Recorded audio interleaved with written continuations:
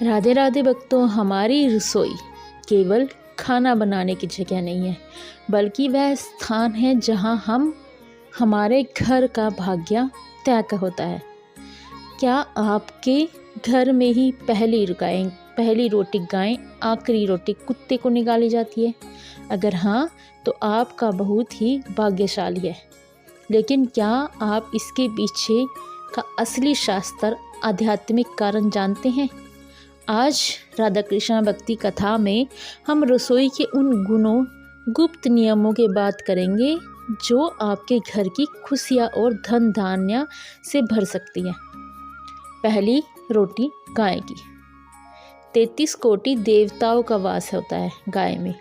शास्त्रों के अनुसार रसोई में जब तवा गर्म हो तो पहली रोटी बने तो हमेशा गौ माता के लिए होनी चाहिए। क्यों? क्योंकि गाय के भीतर 33 कोटि देवी देवताओं का वास माना गया है।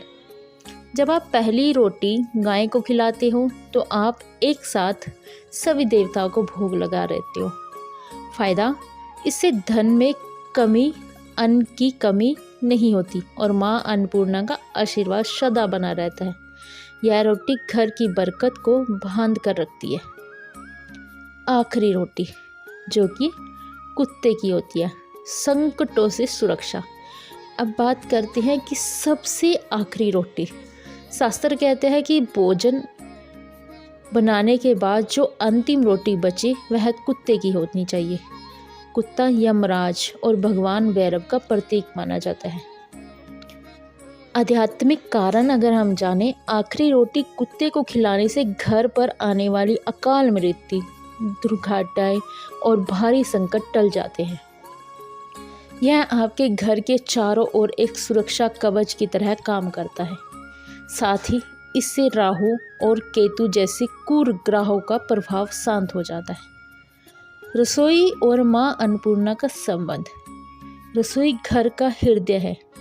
श्री कृष्ण कहते हैं कि जो स्त्री प्रेम और श्रद्धा से भोजन बनाती है वह साक्षात माँ अन्नपूर्णा का रूप है। नियम: खाने बनाते समय कभी भी क्रोध ना करें, ना ही गंदे हाथों से तवे को छुए।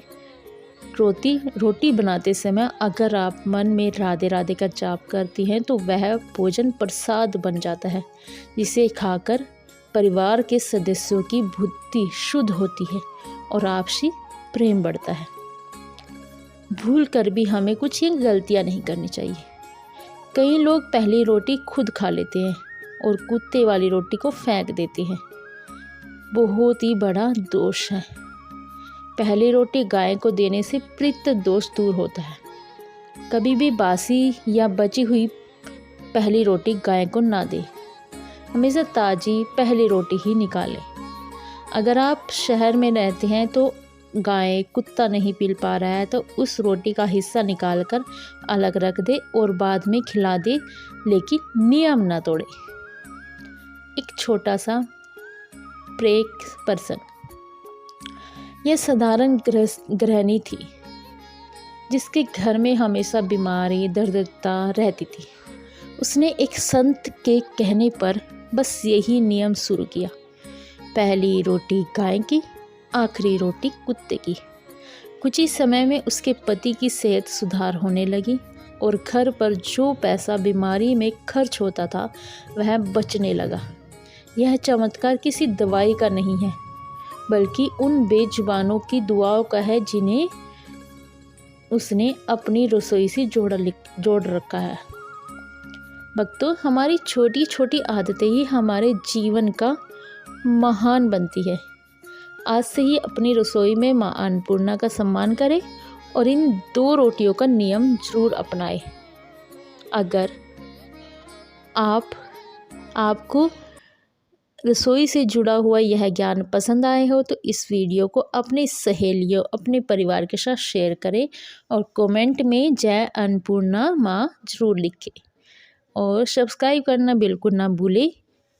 राधे राधे, जय श्री कृष्ण।